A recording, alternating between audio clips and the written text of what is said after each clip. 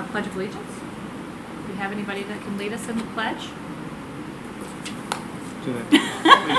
Tom, it's all you. Tom, it's all you. We don't have students today, so. All right.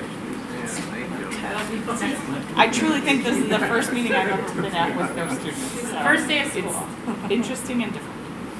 I pledge allegiance to the flag of the United States of America and to the republic for which it stands, one nation, under God, indivisible, with liberty and justice for all. Thank you, Tom. There's a light up pen waiting for you. That is what I do. We are going to start today slightly different than usual. First of all, thank you for coming. And it's great that so many people came out on the first day of school, leaving everybody at home and are here. And I understand also there's some funky weather coming in, so thanks for coming all around. But we are going to start by opening the meeting for public comment. Please remember that this is not a dialogue between you and the board. If you have a specific issue which requires a response, Superintendent Hines will get back to you. Please state your name and identify any group that you represent and keep your comments to less than 5 minutes. If someone has previously articulated something with which you agree, you can state that you agree and move on. And finally, please avoid any comments specific to a person, student, or staff member respecting that person's right to privacy. This is not a forum to comment on personnel issues. If anybody would like to speak, were the green papers out there? They were? Yeah. Anybody? Last chance?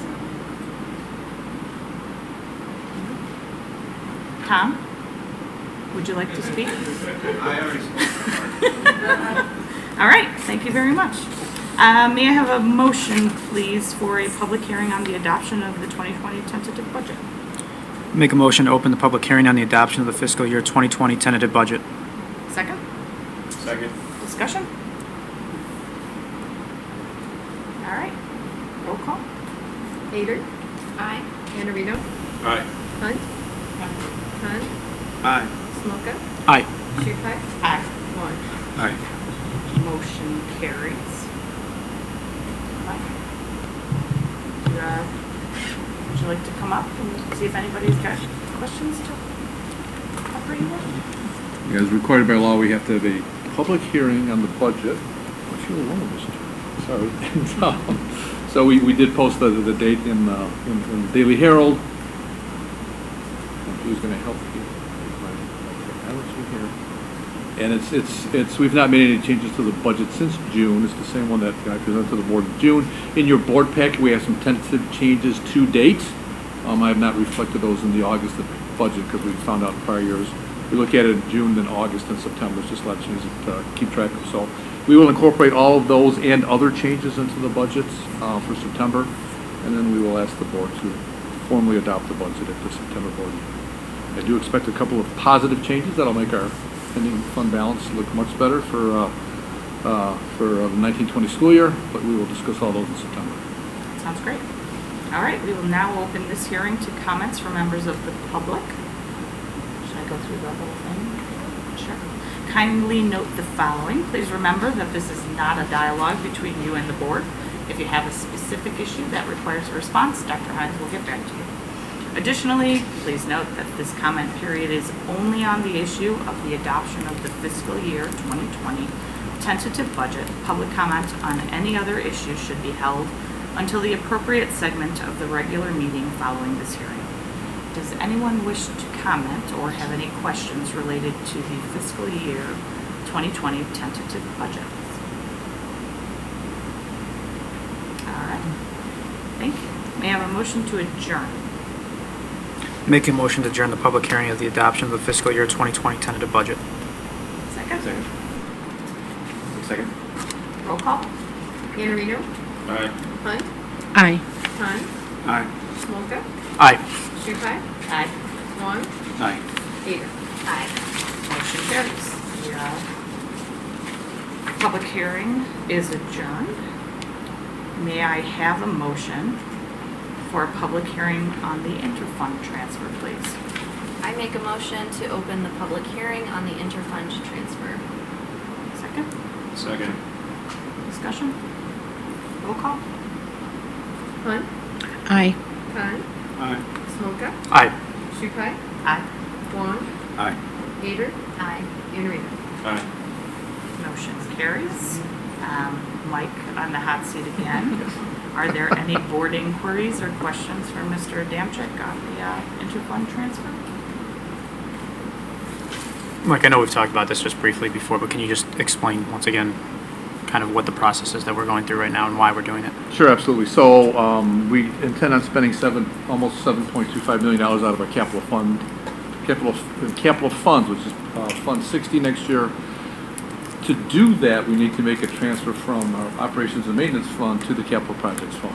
We have an ongoing resolution that allows us to make transfers from, we call it O&M to capital projects. But state law requires us, if we need to make a transfer because there's not enough money in O&M, if we want to make a transfer from the ed fund to O&M, and then to make a transfer from ed to O&M, then we have to have a public hearing. So what we need to do is make a transfer of about $7.5 million from our ed fund to O&M, and then transfer $10 million out of O&M to capital projects to pay for the $7.23 million of expenditures in the capital projects fund. The reason we're transferring $10 million out of O&M for $7.23 million, there's always timing differences when we go out to bid. We'll say the summer of 19. If the activity occurs before July 1, it's the prior fiscal year. After July 1 is the current fiscal year. So there's timing differences in it. So the prior year we had an ending fund deficit of about $2.4 million. That's why there's the difference between $7.23 and $10 million. Thanks, Mike. Any other inquiries? We now open this hearing to comments from members of the public. Please note the following. Remember, this is not a dialogue between you and the board. If there's a question that requires a response, Dr. Hines will get back to you. Additionally, please note that this comment period is only on the issue of the adoption of the interfund transfer. Public comment on any other issues should be held until the appropriate segment of the regular meeting following this hearing. Does anyone in the public wish to comment or have any questions related to the interfund transfer? All right. May I have a motion to adjourn the public hearing, please? Make a motion to adjourn the public hearing on the interfund transfer. Second? Second. Roll call? Con, Aye. Smoka, Aye. Shukai, Aye. Wong, Aye. Gator, Aye. Anderino, Aye. Hunt. Aye. The meeting is adjourned. Dr. Hines, Superintendent reports. I'd like to start by wishing Lisa, our board president, a happy birthday. Thank you very We much. threw a board meeting in your honor. I love it. What else Sure, could I want? it's the best birthday gift you've ever been given. We did get you just a small little bouquet to help you celebrate your birthday here and to thank you for your service. Thanks, I appreciate it very much. I'd also like to then thank you for the opportunity really and truly to serve as District 15's new superintendent. I'm looking forward to starting our work together and at our first board meeting. So as I listed in my board report, I have a variety of just updates for you, how I've spent the last 6 or 7 months and some of the things that we're working on. So back in winter break, my former district was closed and this district was open, so I started meeting with the leadership team over the winter break. And we had meetings, and we've been in lots and lots of meetings ever since. And I really have appreciated leadership, teachers, community members' willingness to share their insights and perspectives on the work of the district, where we have strengths and where we have opportunities. So I'm very grateful that everyone's very open with their thoughts. It's really helping shape the direction that we're going to be heading as a district. Cabinet and leadership have had a number of meetings with me, both individually and as large groups, and we have a lot of momentum as a leadership team. We've made some fresh commitments and we really have a clear shared vision moving forward, and it's been very exciting. They've been wonderful and very supportive, not only with Dr. Kowalczyk and myself, but the numerous new leaders that we've brought on board. We have 6 new assistant principals, a couple new principals, we have some new directors, coordinators, and everybody here is just, it has been really wonderful to work with, and I appreciate it. As you know, we've been kind of looking at our org chart and adding some positions. So we added some coordinators in special education because I really do need more boots on the ground supporting staff and students. So thanks to Sue for lending me her thoughts and expertise in terms of where we should add staff to make the largest impact. thank you, board, for that approval. We also, as you know, have put a new person in HR, and she did a wonderful job with new teacher orientation and onboarding almost 60 new staff members. The EL department has grown a little, probably could grow a little bit more, but Renee is here with me late into the evening, right, trying to get her head around the many moving parts within the district. So she's been a great addition. Overall, I'd say I've just done a lot of listening and learning, and some of the strengths that I would say over the last 6 months that have really come to the surface have been the people within this district and their passion for the district and the work. You've got a lot of lifers. They've been here 20, 30 years. They live in the community. They've gone to school in the community. They work here. So you should feel very proud of that, and I see it as one of the district's greatest strengths. The curriculum resources, those of you that have been on the board over the last few years know that Dr. Schnorr has been, and her department have been really trying to bring new resources and much needed resources to the staff and students.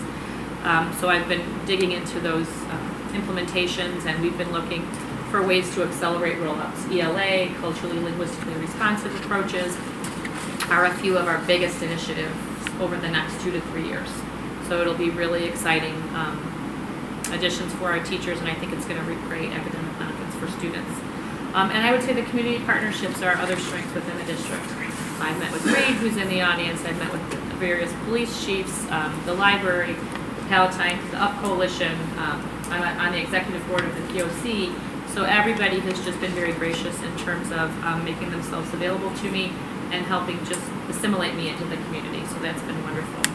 Some opportunities I would say that we've been working through would be that professional development that we need to support these implementations. It's great to have resources, but we need to really invest in making sure that our teachers know how to fully utilize the resources. That ELA literacy implementation is a total shift in pedagogy. So it's going to take many years to get all of our teachers up to speed in these new instructional models. So it's an opportunity, it's underway, but it is going to take us a number of years to make sure that we have everybody fully up to speed. And that acceleration is going to kind of be one of the names of the game for the next few years. Our facility needs and funding, certainly we're going to talk about tonight, September, October, probably November, for many months, but those are some opportunities that exist within the district, and the board's going to have some tough conversations. Important, but they're going to be challenging. So tonight will be the first go around with that. And then we have an opportunity with our strategic plan. And I know during some of our one-to-one meetings with various board members and myself, we have a very good structure, we have good bones, but we need to further flesh the strategic plan out. And we have a great opportunity to involve staff, and I know Frank wants specifics. We've all heard that, right? And timelines and action plans.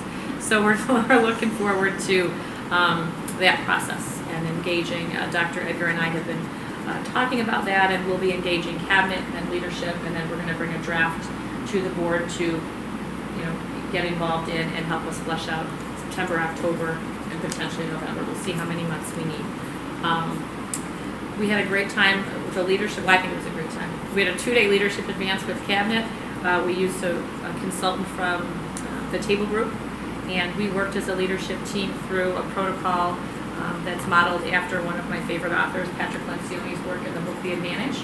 We really figured out our norms and some of our key initiatives and how we're going to interact and what our key areas of focus are within the next 3 to 12 months. And I think we have a really clear vision. We forecasted that to leadership, and then I did a little overview for the staff. So everybody kind of knows within the district what it is that we're going to be working on.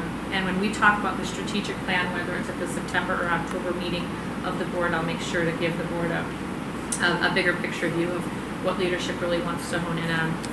Probably during my first month or first year as the superintendent. New teacher orientation is really something to see in District 15. I think there's very few districts that do it as well as we do. We had almost 60 teachers onboarded over the course of 8 days. So it's a very intense training, nuts and bolts, time with mentors. They had time with each department leader. They had a little opportunity to get into their classrooms, which is really all a new teacher wants to do is get their classrooms ready for students. But we knew that we had a lot of information that we needed to share, and the HR department, especially Lisa Nuss, Aaron Stein, and every other department leader was very instrumental in having a very successful new teacher orientation the 8 days prior to Institute Day. So their summers really ended at the end of July, and they've just been full speed ahead ever since then. Little shout out to the leadership team. We had a Better Together event. We had a great turnout within the community. Over 20 community agencies convened one evening at Falcon Park with their superhero capes, and we're passing out backpacks and bookmarks and books to our families. Community groups were there, so families could find out the many resources that are available to our families in need. So it was a really powerful event. Summer construction, we survived, right, Craig? Right, Mike? It was really to the wire, but we did build 5 secure entranceways. We've worked on adding carpet to some of our buildings. We've done HVAC work, and we were really down to the wire. The custodial and maintenance staff burned the midnight oil for many nights and over the weekends to make sure that the buildings were ready for staff and students, and they really did look sharp and very inviting. I had the pleasure of visiting a number of them today, and they really did look amazing. I was skeptical there for a little bit, but it all came together in the end, as everyone kept assuring me that it would. District-wide Institute Day was Monday. Lisa represented the board very well with an eloquent opening address. Over at Harper, our partners, we used their PE facility, which is fantastic. If you haven't been there, take a visit. We welcomed over 1,500 employees. I spoke a bit. Lisa did. We had a wonderful and dynamic speaker, Indiana Jones. She really gave a compelling address about equity, diversity, and inclusivity. The feedback that I've received from staff has been nonstop since Institute Day, so she really resonated with the staff and links very tightly to the CLA focus that we have within the district. Sam also was able to attend. She was standing in the back, but I was able to see her, and you too felt that Deanna was wonderful. I don't know if you want to, either of you want to elaborate or...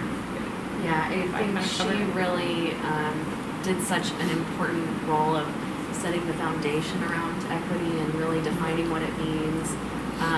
She was very impactful, so it was great to have her there. I thought the energy and the vibe and even just from the walk from the parking lot was incredible. I was not expecting it at all, and kind of doing a classic run in. I'm going to come in, I'm going to speak, and then I'm out of there. And right from the point that I was getting out of my car in the parking lot, teachers with their school shirts on, and everyone was talking, and kind of in groups walking to the building. And then as everyone came together and it got more and more crowded, the excitement level and the noise got bigger and bigger, and it was a really neat.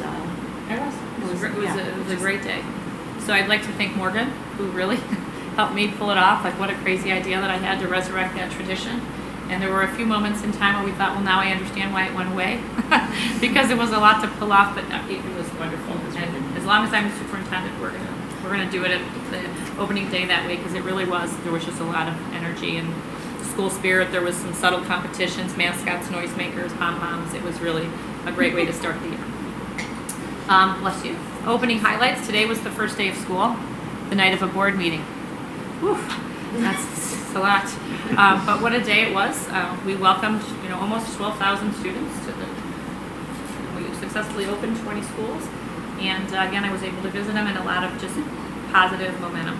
Schools were terrific. The administrative staff went to support different schools to make sure that kids knew where they were, if we had any registration or enrollment hiccups. We had leadership there. We had parent volunteers that could provide translation services.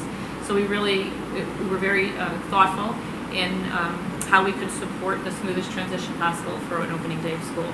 So again, it was a group effort, a great team. And the custodians, again, really just were killing themselves to get the buildings up to speed. We had an Infinite Campus launch, as you know, and we had some hiccups over the summer with that rollout, but we've been able to work through them systematically. We knew trying to get a big system off the ground like that over the course of a summer was going to be challenging.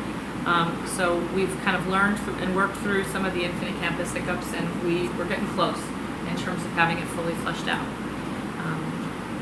I wanted to just touch base with the board. We had a great training not only tonight for board docs, which we'll be transitioning to between September and October, but we were able to meet and have our Starting Right workshop in July. Any questions or things to follow up on that you want me to focus on between now and our next meeting relative to what we discussed with our IASB rep in July? Since I have you all here, I wanted to make sure. And if anybody wanted to speak about the IASB Starting Right workshop, please feel free to do so. Otherwise, for me, I just appreciated your honesty and getting clarity around your expectations of me and how we're going to function as a group. So, Just so for much to add. anybody that's not, the concept, the Starting Right workshop was all of us getting together and communicating expectations, board's expectations of the superintendent's expectations of the board, how we envision ourselves working together as a team, what we anticipate outcomes, what are our individual priorities as well as board priorities. And so it was a really good opportunity to just kind of put out there what we are and the commitment to working together and making things happen for district. Great. A few more things. The Finance Committee met, so thanks to Wenda and Anthony, your board reps on the Finance Committee, as well as Mike and Craig, who are up here tonight, for their active participation in our first Finance Committee meeting as a new board. They served as a great sounding board in preparation for tonight's presentation, because we have a lot of information to cover. Me being new, I really needed their long history with the district to flesh out the presentation. Wenda, and I being new, we had a lot of questions, so I think we have a more robust presentation because we have a variety of expertise kind of at that table. To save the date, I know June put something out. We're very excited on Wednesday, September 25th, to be having a board dinner with Dr. Holly. He is the author of Culturally and Linguistically Responsive Teaching and Learning, and we have some dates, times, and whatnot, or not dates, but times and locations to iron out. But I hope all of you have that date in your calendar. I think you've heard probably back from everybody, but maybe one or so board members, but just put that in your calendar. We're very excited that he's coming, and he's going to do a board dinner, and we're actually going to try to get him for next year's Institute Day. So Dr. Schnorr's working on that one.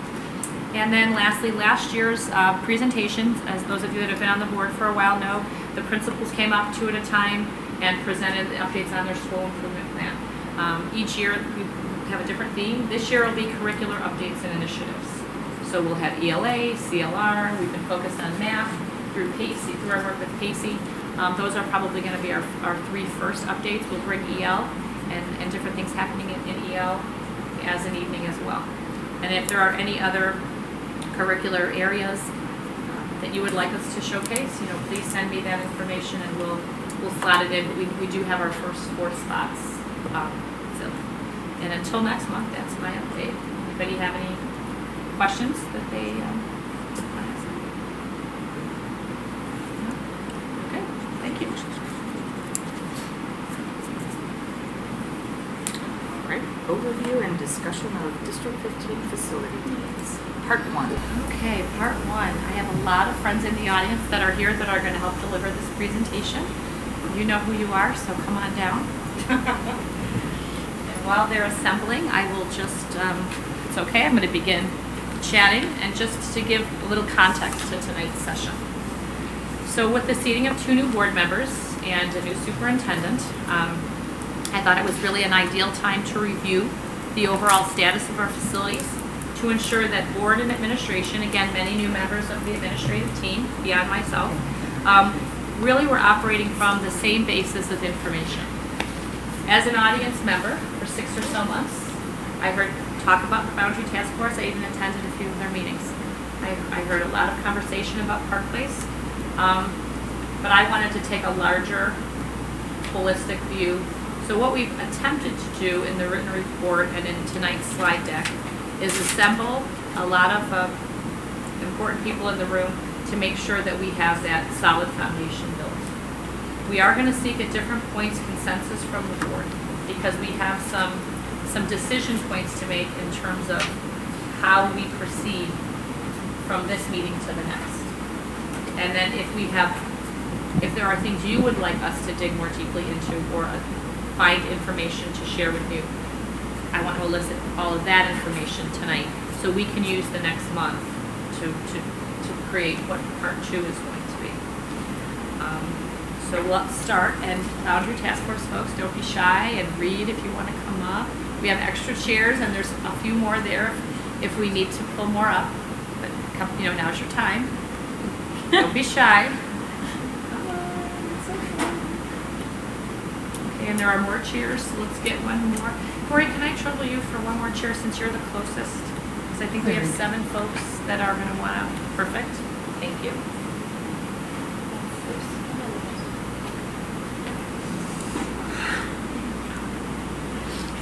Okay, and who has the clicker?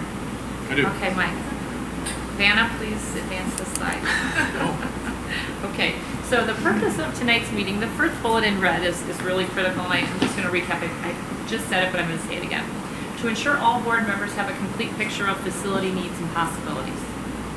To provide background and current status of our required life safety projects that started back in 2014 with a 10-year health life safety survey. So we're going to want to make sure our new board members really have a deep understanding of that process and the findings.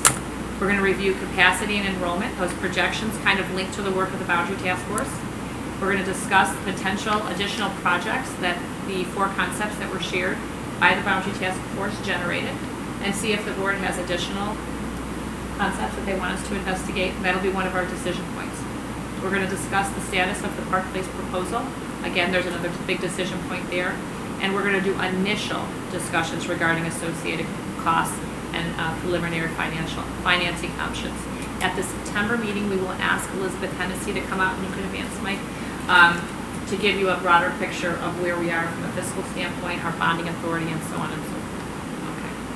So, Jen, maybe we should introduce ourselves, and then everybody kind of knows their piece, and I'll have you and Mike and Craig kind of in tandem talk through health life safety. Let's start with intros before we dive into the next slide. Read honestly what you got.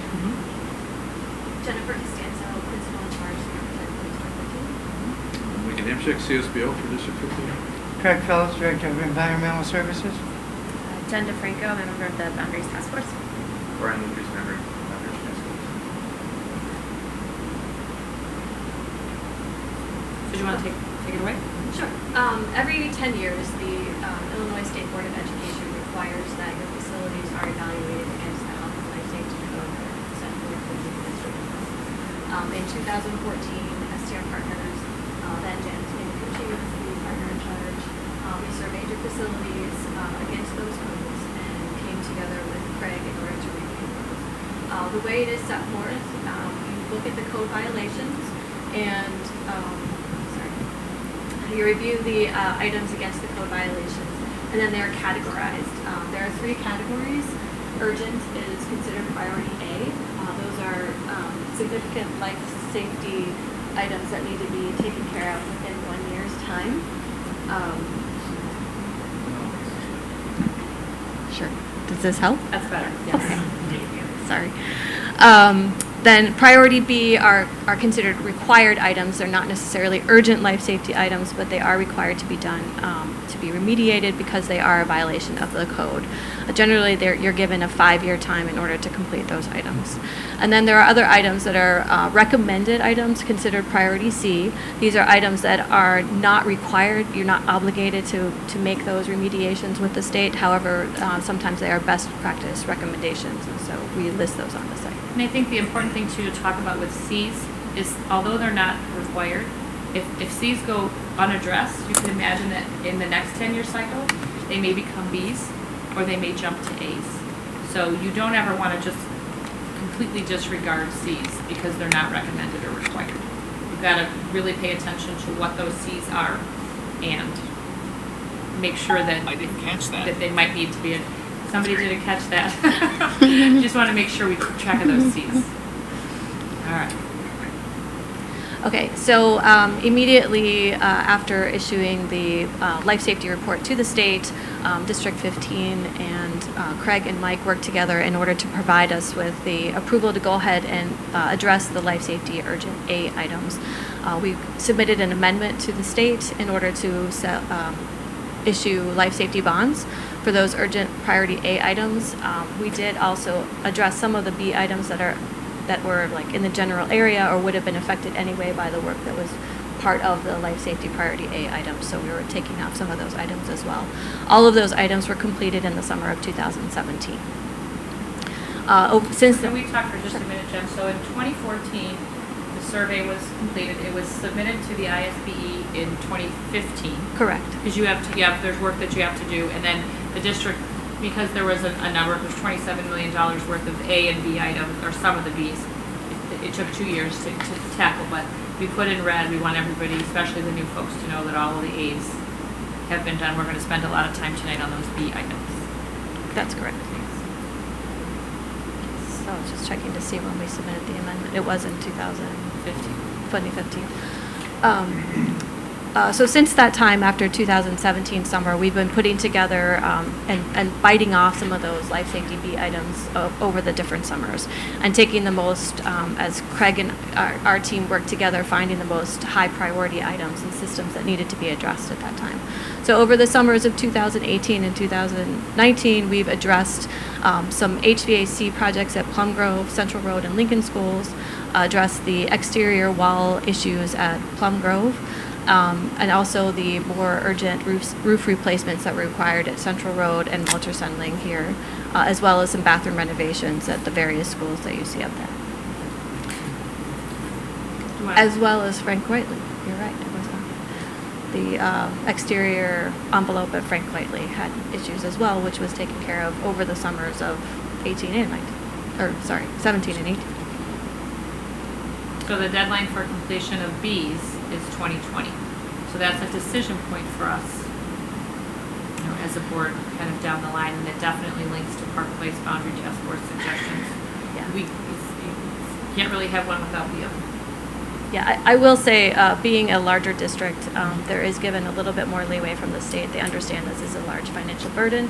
As long as they see that you are continuing to address those things as you come along, the ramifications aren't necessarily dire. I don't really know what the punishments are, but yes, you are expected to be taking care of these items.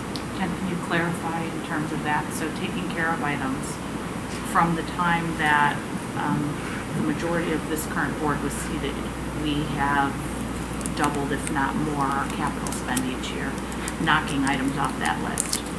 Now, is that with the 2020 deadline on the remainder, is taking action on things at the level that we have been doing, where we're biting off, let's say $3, $4, $5 million a year off of that list of projects that need to be done? Is that looked at as viably making progress? I don't think I can actually speak for them and how they evaluate that, but I do think that you have shown that you are addressing things not only through your own staff but also through projects that have been put out to bid. Again, there's no they tell you what it is you have to do, but there's no penalty in the code that tells you what happens if you don't get it done. So. I have lots of districts that are in the same condition where there's an exorbitant amount of items that have to be taken care of, and they periodically, thematically kind of go through and take care of it as they have the funds available to do so. But by the time the next 10-year cycle comes up, the state doesn't necessarily want to keep seeing the same items back again. If I might address that, there are items in the B category. So while we may say, okay, here's $5 million here, the next year 8 or 10 or 12 million, it really is corresponded to what are the major application needs. For example, if we see that we're spending over $100,000 in remediation of roofs, and every week I've got a team out correcting a problem, then we have to address it that summer because of our staff needs and complaints and the environmental situation. So there may be a situation that says, like this last year, we did 2 roofs and partial along with other V items because those roofs had gone to a point that needed to be addressed. There may be a situation that comes up 2021 that says you need to do a roof, you need to do the mechanical systems at Willow Bend, you need to think about Lake Louise the next year. And if you don't, the ramifications are I may not be able to operate sufficiently. So some of that is a determinative action toward the plan of what we need to do. Right, that makes sense. Yeah, and so further clarification. So I remember, I mentioned this to Mike earlier, I can recall the discussions in 2014, but was paying a little, half attention, I will admit. So I would anticipate many of us that were paying attention probably But weren't life paying a safety is so tremendous amount of exciting. attention. So it was exciting. But I remember some discussions about, the initial classifications, A's, B's, and C's, and then conversation about reclassifying things and whether they were really, the A's at the time were very, very heavily weighed. Are these really A's? Should some of these be B's? Should some of the B's be C's? I don't recall whatever happened with that. And my end is not necessarily going back to that discussion, but knowing that was out there, are there B items that potentially really were or are C items that don't fall into a hard? You were more involved with the prioritization. All of what we had STR do and what we met with the committee members in Springfield on were adjudicated as being referenced as either A or B. There were context of conversations by other individuals who were suggesting that some of the Bs really are C items. On the reverse side, there are items that are marked as C, and while it doesn't fit the total prescription by the state of Illinois as life safety, an example, playgrounds. You know how, many parents in the community and staff members know the age of these playgrounds. Those are not even considered under life safety, and yet we've got to go out and spend anywhere from $150,000 to $250,000 a hit in order to upgrade these because they're over 20-some years in age. We do repair and maintenance, and we try and keep them operating. But there's a point of life cycle that says they should be replaced. So some of the context of what you had heard earlier was more or less to diminish the impact of what the B dollar amount was and say, oh, those should be C. That was not what was agreed to in terms of the state of Illinois, the architect, and our internal staff entirely. And I think, Craig and was it Jen? Not Jen. Jan. Jan Yeah. from STR. STR signs off as, their firm's name is on the document that goes to the ISBE. So it's pretty significant if they're signing off saying we've done the check, we've categorized them, we've talked with the individuals within the district, and, we have collectively reached agreement on how we've categorized these projects. Yeah. We did talk about that quite a bit. But the thing that's difficult, I would say, is from the same question coming up about what does it actually mean. We weren't able to do it back then when life safety bonds were first acquired and everything. We still can't do it now because the question that remains unanswered is, so what? Category B items not getting done. And we have to be blunt about it because this is, obviously we're talking about this in relation to other expenses that priorities and spending that we're trying to make. So the question is, when I know there's the idea of, the state of Illinois is required that this stuff gets done for a certain amount of time, but then when it comes to it seems like there's a tacit kind of understanding that, it may not get done. And that's where the issue comes up for as a board, for us to make a decision on, we want to spend our money here or spend our money there. That's and we have our own kind of justifications for it because, like you mentioned, there's other things we're doing to, like the playgrounds or whatever else, other things we're doing to keep the place safe and then for upkeep. It's very difficult to prioritize when we don't really know what category B truly means. Yeah, I don't think the state takes Can the you use your attitude. mic really? I don't think the state takes the attitude that we know it's not going to get done. I think they may take the attitude that we understand you may not be able to do it in 5 years, given the number of facilities that you have, which is a little different. I think if you continue to, as Craig alluded to earlier, ignore the B items, they're going to suddenly become A items, and the majority of the B items are something that will affect the indoor quality of your facilities, which then starts to directly affect the health of the people using that facility. I think, Craig, your example to me, with the situation at Winston a number of years ago, and that roof unit, is a prime example. If you wouldn't mind sharing that example, it really speaks to Zubair's question. Some of you may have remembered that a number of years ago, we have a gas-fired chiller that is in the upper loft in the middle of the building at Winston campus.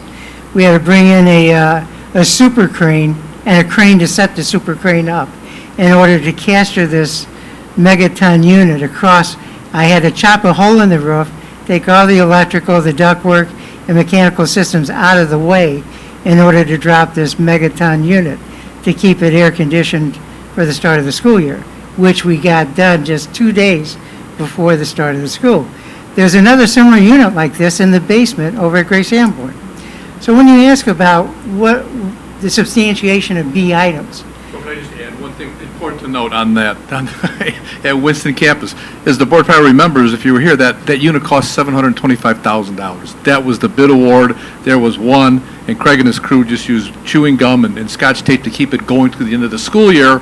And it was one of those last-minute items, again, that we got done over the summer, one item made in Mexico, but the cost implication of that was $725,000 that we hadn't planned for. So I think even when we look at some of these $110 million or $106 million from September of 18, there's still items outside of that as a district we need to take care of that aren't even identified as a B or a C item.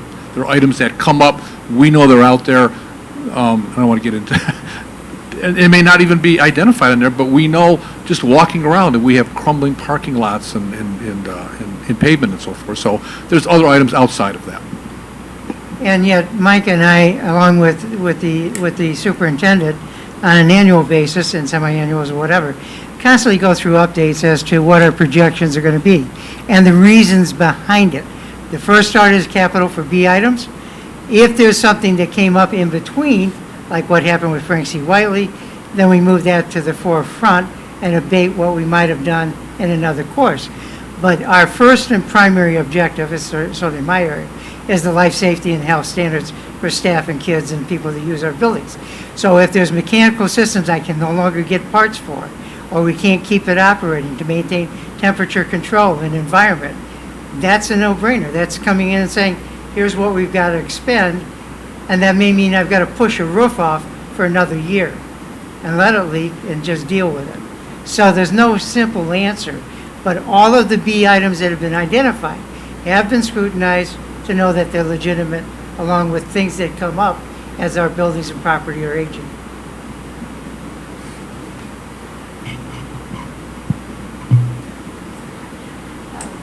Okay, so for the summer of 2020, we have identified some additional B items that we're tackling with the roof replacement at Jane Addams and additional HVAC replacements at Willow Bend, as well as a small area at Marion Jordan that has not yet been replaced. And on top of that, some secure vestibules at the additional 6 schools that haven't been addressed at this time. And due to escalation, there's about $110 million worth of B item work that's out there. I will say also that it is possible that Craig and our team need to do another reconciliation of the remaining B items. I think that they've probably been doing work in-house that we weren't aware of, and we can probably take those items off of the list as well. I don't know how much of an impact that will have monetarily, but we should do that reconciliation here soon, as well as see if there's other items that they're willing to tackle in-house rather than have us do something that's going out to bid. And I would say, just for my short time here, that is something that, is a real strength of Craig's. If his guys can do it, they're going to do it, right? They're not going to bid it out. They know they can save money. We're sitting in a modernized board space, and his crew did most of the work and saved, us a bundle. So much so that it didn't meet the threshold for board approval, because his guys did the demo and they just get the work done, because they really are as fiscally conservative, as they can be. But I agree. We probably need to do that. Yeah, it's probably time to do that for sure. All right. Go to the next one.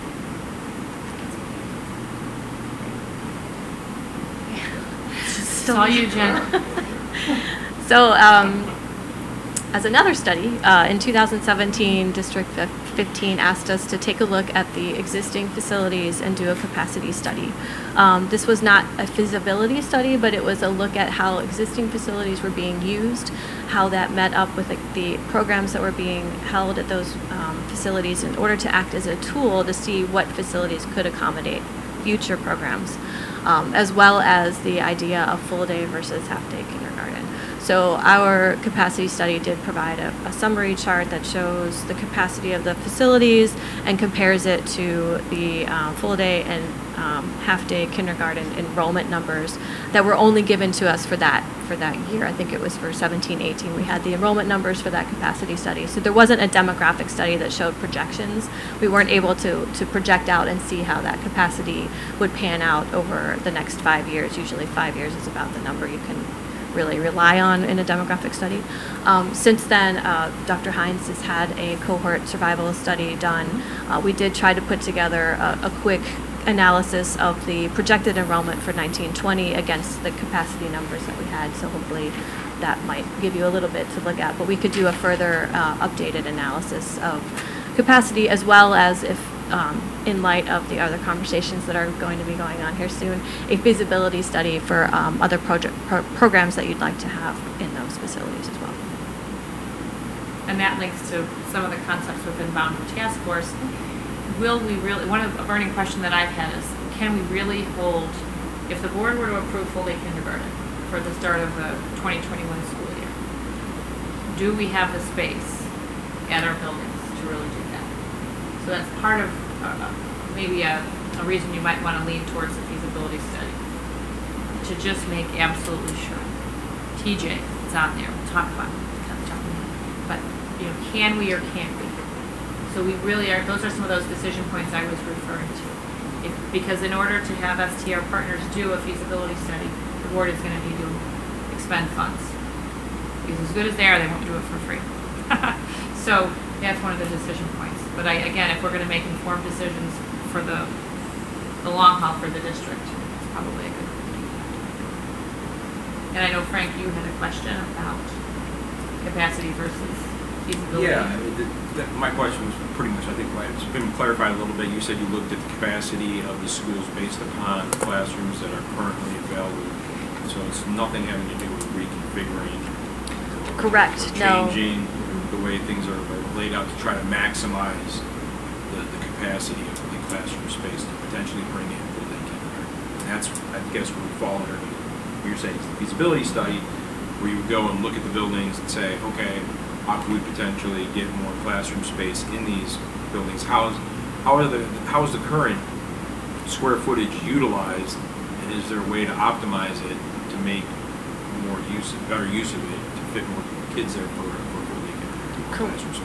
Correct. I think that would be the obvious next step to take that study, because now at least we have a background. We would probably need to update a few of the buildings. I know Craig's been adding classrooms ever since we did that study. Yeah, so we can. Lots of the schools were configured a certain way when they were built. Right. And then as time goes on. Right. Oh yeah. Things are no longer utilized in the same way, or it was found that maybe. So finding efficiencies in how it's being used certainly is one way. Within the confines of the existing facility itself.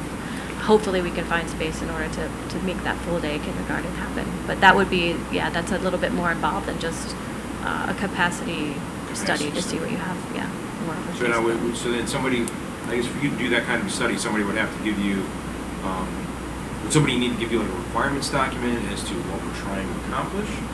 Yes. Or is that something that you would, I guess, talk to staff to try to build that, or how does that?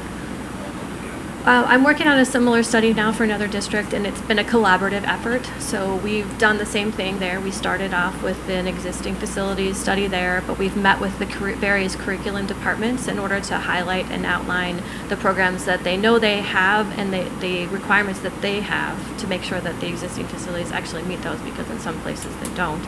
And then also identifying the programs that they want to bring into those facilities so that we can identify, how if we really do need to reshift usage within the facility, or if we need to add on, or those sorts of things. So I think it would be a better way to approach it as a collaborative effort, so that we can ask questions, because we know something about education, but we know everything about it. So it's a good effort. And here at Fort Frank, over the last couple of years with previous administrators, and based on space requirements, we've gone into Jane Addams and Grace Ann Ward. We just did 2 more classrooms over at Pleasant Hill this summer, and we gained those spaces by decreasing our LRCs, are taking other rooms and opening them up to make it into a classroom to meet section needs based on staff demands for escalated programs and different programs that we're trying to initiate. But we're at a point now that we need to do more of a holistic study for what that looks like for 21st century, as well as all day kindergarten and spatial utilization. So what we've put together, and I think I shared with Jen last week, we have a list here of all of our schools, special education programs, and there are 6 different varieties, and they're kind of spread across different buildings. Then where do we have bilingual classrooms, ESL classrooms, dual language classrooms? Where do we have our gifted programs housed? Where are our ECDEC programs housed? So we're beginning to compile a list that is the lead up to, if she were to do a feasibility study, how we're currently using our spaces and where we have our programs identified. Because obviously when we're looking at Pleasant Hill that's crowded, one grade level in particular is large, and the parents would have loved us to be able to split a section, and I would have loved to do it as well.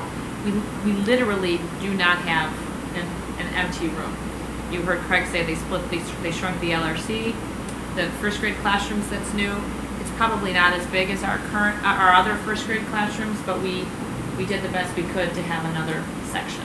So in certain cases, and again, it's why the Boundary Task Force was one of the reasons anyways they were formed, was to figure out how to alleviate overcrowding.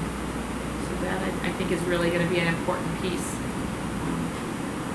Yeah, I think that if we do get into a feasibility, I think there's a lot of different layers and lenses that are going to go into that, including the Boundary Task Force, including, Generally speaking, kindergarten. well, how long does it take to do a feasibility study? Somebody was going to ask me Yeah. that. It depends on how many layers and lenses we want to look at. Cautious with your date, because he's Yeah. told you to. And I'm not giving one. Generally speaking, if you say you're working on it with another district, then We are. It's not as big as your district. They have 20 schools, right? No, they have 8 schools, I think. So it's it does depend on.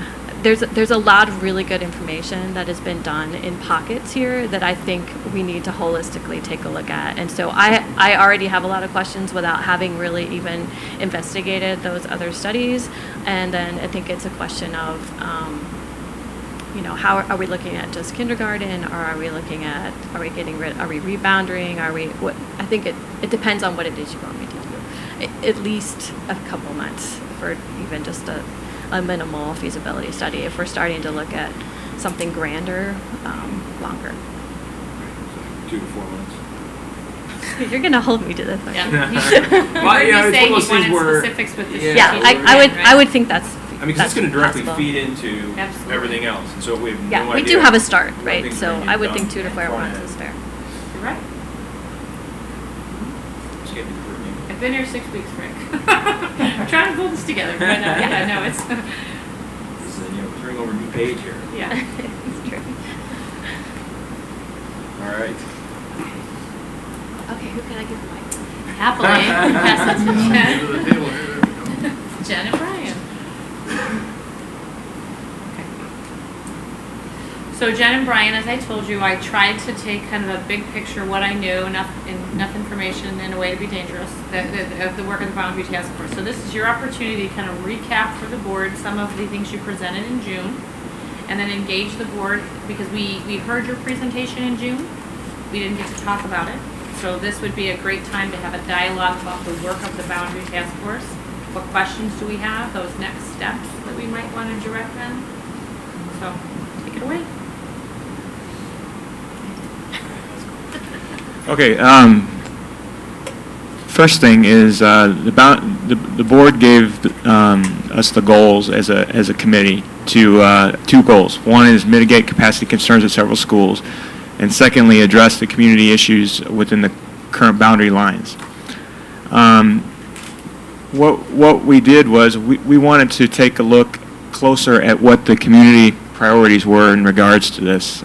So we put a survey out in, I believe it was September, from about a month's time, September, October of last year, and to get a better feel, and we categorized several things that they could vote on in the survey, and looked for I'll say that the top hitters, or the most important things to the community and what they wanted to see, because we were focused mostly on wanting to make sure that we address the community priorities in whatever we were to put together. Make sure that everybody is getting, based on the numbers, what is best for the majority.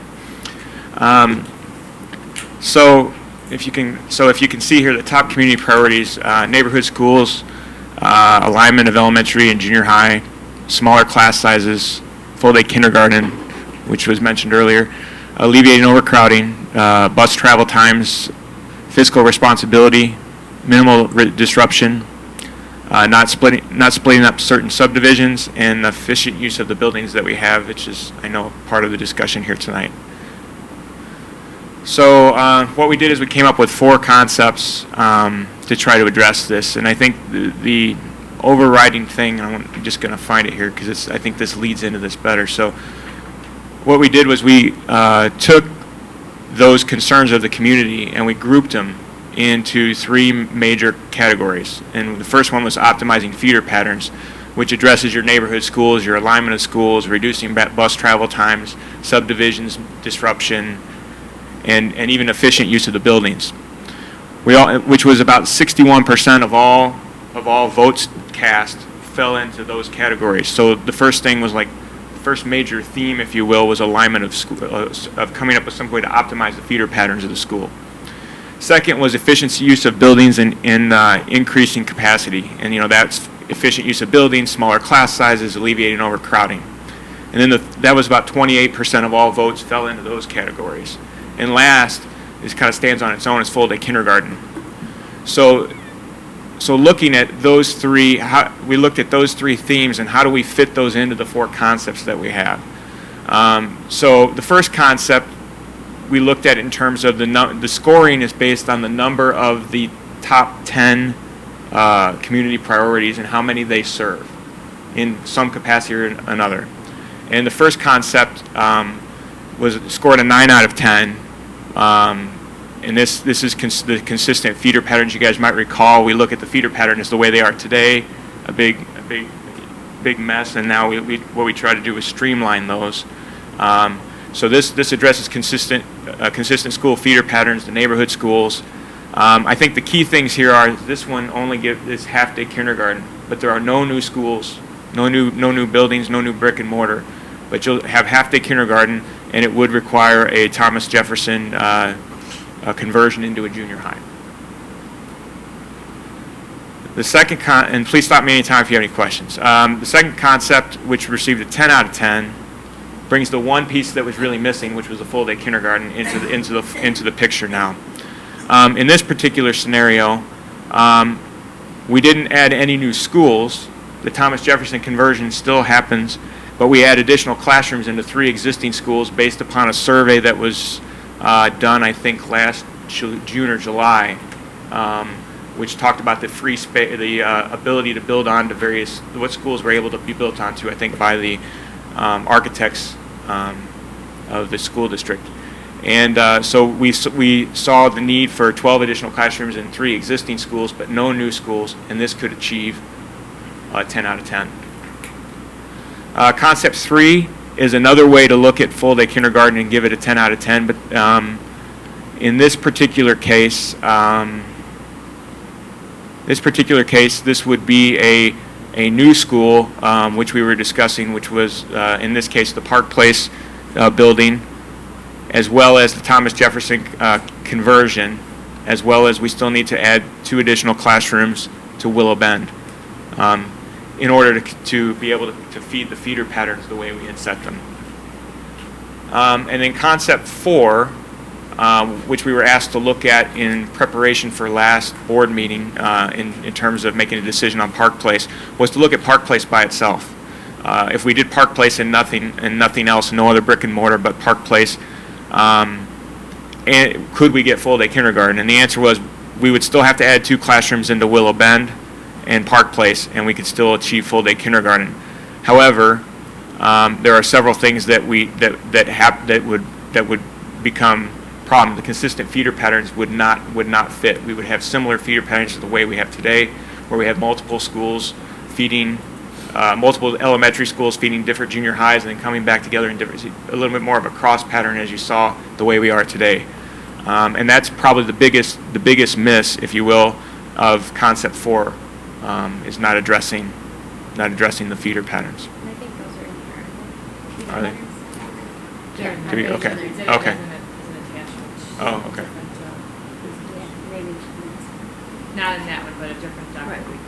The others were very neat, and it was a nice, we had that great alignment, and the right 4 was. A little skewed still. Right. Yeah. Better than how it is now, but Correct. not as clean as. Correct. Right. So, one of the things that we don't have listed in the slide deck, but it's going to be a decision point for the board, is the Boundary Task Force gave estimates, like cost estimates for the concepts at the June meeting. And they were a little bit of the, back of the envelope. So we would certainly want to have SDR, you're going to need to decide if you're going to want SDR to price out any and all of these concepts with a more accurate price tag. Yeah, I think one of the first things we need to do is decide what's actually feasible and what's not feasible. For instance, the Park Place School. That's something we need approval from the village. So we first know if we can even approve that. And I know Reed's been working on that, some discussions with the owners, what needs to happen to make the council members comfortable with actually approving that. So I know things have been happening. I guess you could give us an update of how things are going. So do you want us to run through these, or do you want to, you decide? Does everybody here at the board table kind of understand where we are and how we got here in terms of Park Place? Worth recapping, or are we good to go? I think it's worth recapping, right? But maybe before we move into Park Place, because Frank's right, we need to know Yes. feasibility of a number of things. But that also comes into play. I had a couple of comments that are more particular to what you all have worked on. But I'm not sure, based on what Jen has said, whether those questions can be answered, because it was more going to feasibility. When, for example, you look at concept 2, we talk about maximization of use of existing space. But my ultimate question would be, can we maximize use of existing space while continuing to ensure the viability of offering programming that is impactful to our kids? Or do we get to a point that we use existing space and we sacrifice something educationally, or we sacrifice our ability to have interactive space that's viable? How much do we lose by, if we lose a third of an LRC where we're not storing as many books, so maybe there's not as much impact anymore, but at what point does that really negatively impact? And I think that goes into the feasibility study. Because the feasibility study is which Jan will work with the staff here to set up what are the requirements that need to be accomplished by the various facilities, and then can those all be accomplished given the amount of space we currently have? And if not, how could you achieve that? So that's like the whole feasibility study umbrella. Right, and I think the board can choose to add one of these as a lens to that study. Yeah, we can Which just one do pick. you want to hone in a little bit more on? Yeah, but I mean, even for you to be able to do a feasibility study, there's some real foundational feasibilities that we needed to figure out. And that's the Park Place, and then also the Thomas Jefferson being a junior high, because Thomas Jefferson turning into a junior high seems to be, foundational concept for all the concepts that meet most of the feeder pattern questions, which I think is the highest priority thing that we all want to accomplish. Yet, the whole thing is, can we do Thomas Jefferson? So Thomas Jefferson, I think, is actually probably the biggest feasibility question out there.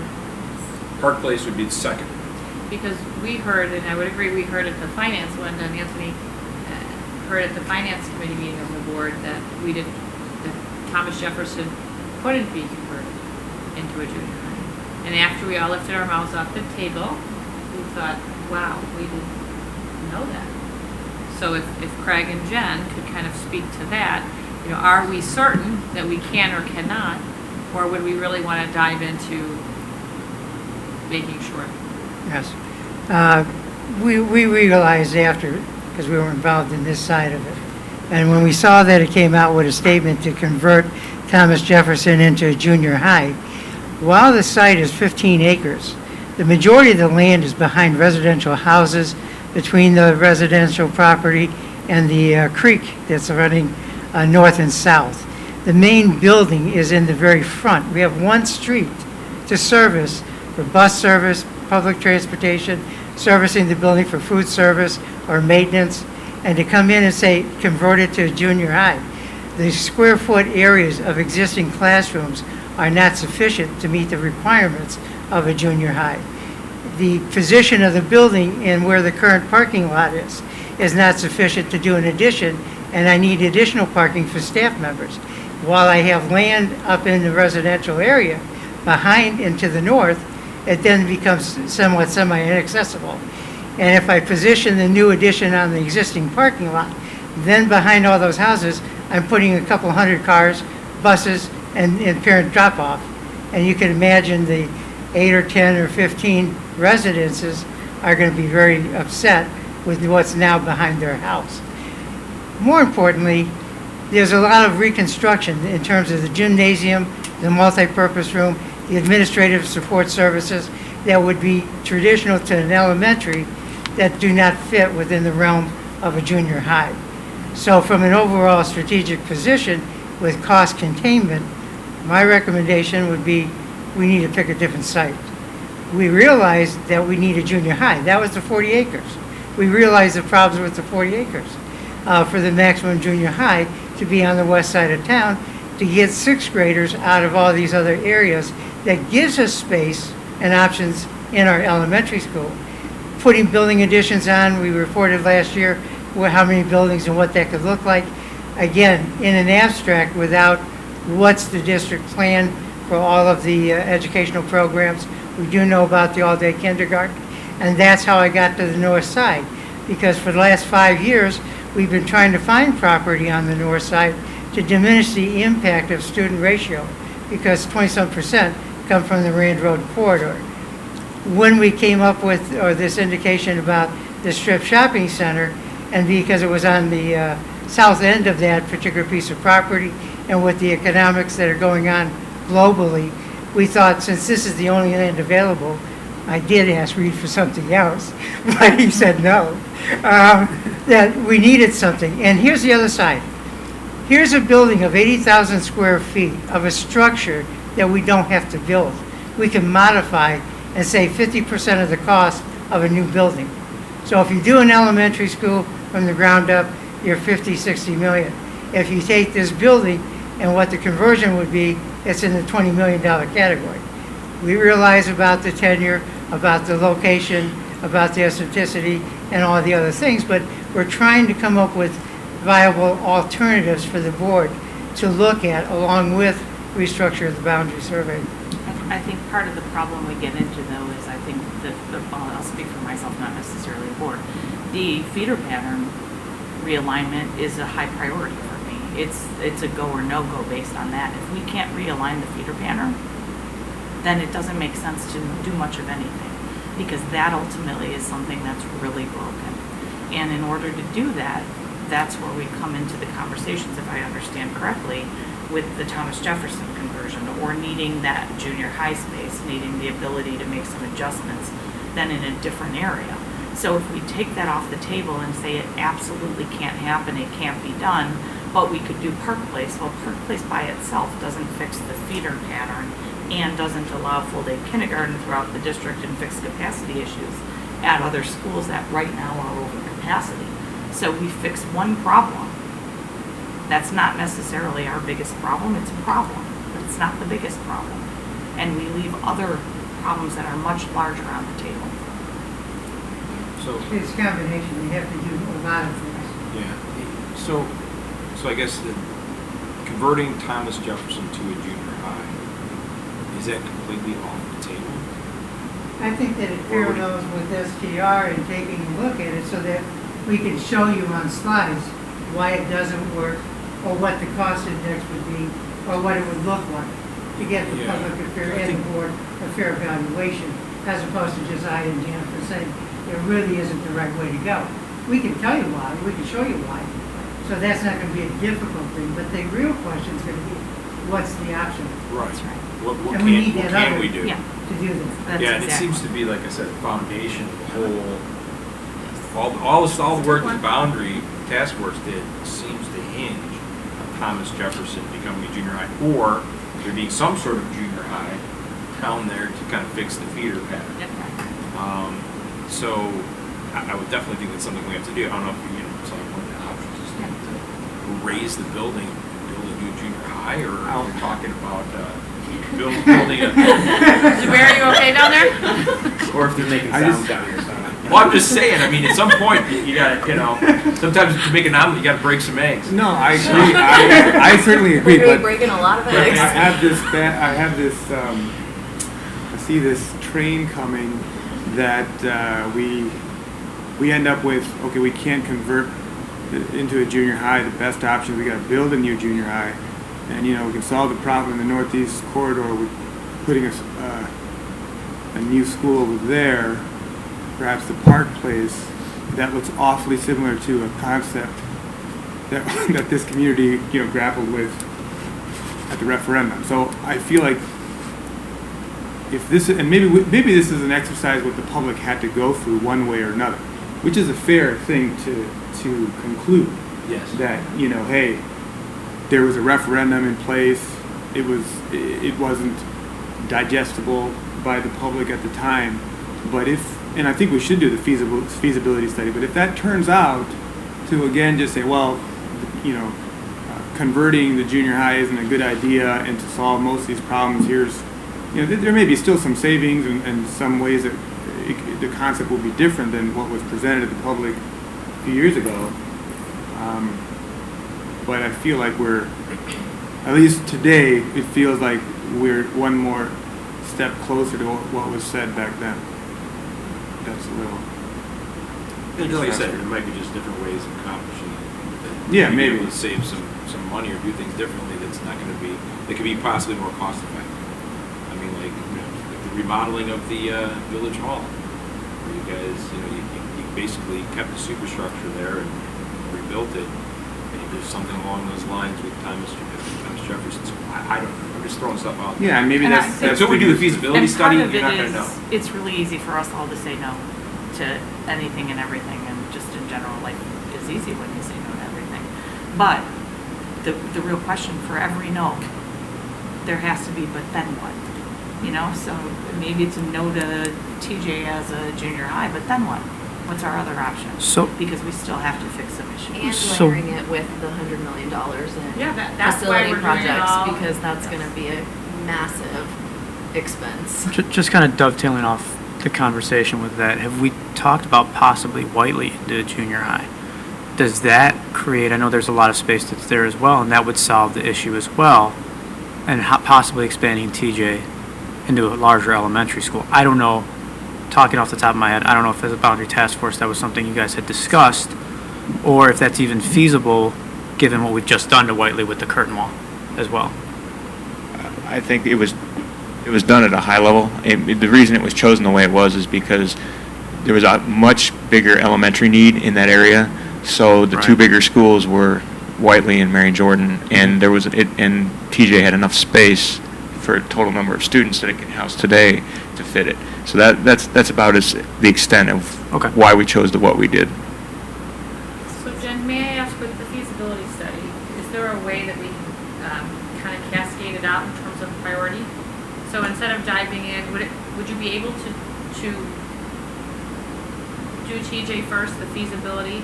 Yeah, I think we can definitely look at that. Then you're going as to do the a overall. standalone. I think part of that also has to be, can we really bring full-day kindergarten to all of our schools, with or without Park Place?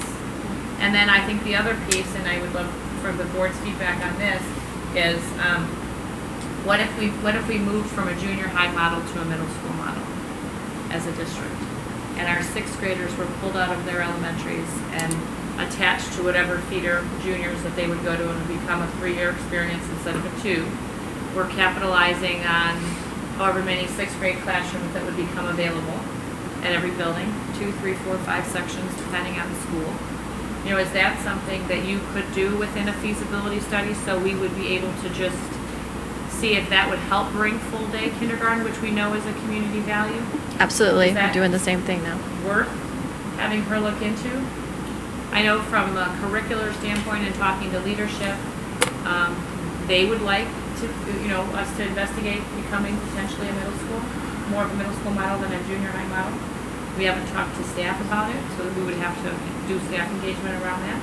But if she's doing a feasibility study, would that be worthwhile? To see if that would help us Yeah, I get would think at. that would be pretty simple to do. I mean, geez, if you're gonna dump all the sixth graders into Sunling and Winston campus, I mean, that's just, isn't it? Well, and We that's have to have the classroom. space. We'd have to have the Yeah. space. Yeah, What does space. that entail then? What would we have to do to the junior highs to accommodate sixth graders, not only from classrooms, but specials, gymnasiums, multipurpose rooms? I don't know. Did the boundary task force, did you all look at that? Yeah, we were just talking about that. I heard, Yeah. saw you whispering, so I Yeah, figured. I think we did do that. Yeah, we looked at that. I think I sat down with Dr. Thompson and went through each of the junior. I believe I think Sunling had some space, but I don't want to. But I believe Plum Grove did not, and I think there were three of the 5 junior highs had no additional space to be added on to. They could not be added on to in any way. So we very quickly turned away from that. It doesn't mean there's not other options, but that certainly was.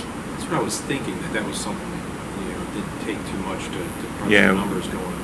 Yeah, You'd have to fit all we the did sixth look at graders it, but too. we quickly moved away. We might have architects, that's the issue. Yeah. So, you know, it's a great committee, grassroots. Craig wasn't involved, STR wasn't involved. So, Yeah. just like all of these, we need them to be vetted by our, Yeah, that's our fine. architects. I'm just saying that shouldn't Yeah. take too long. That's Yeah, all. okay. I would think that would take too long to figure out. Get sixth grade and all junior high. It's all easy. Like I said about yeah, break some eggs to make an omelet. Let's not crush the whole dozen though. Yeah. Yeah, I mean, I think the feasibility study, the Jefferson question is probably paramount. And then this idea of creating additional classrooms, because I think in these concepts, like you had concept 2 as additional 12 classrooms, and that should be something that is also, like you do it in conjunction with the people who are providing the educational services to say, okay, how does this affect education? That might be a more difficult question for our, it has to be a collaboration, like you mentioned.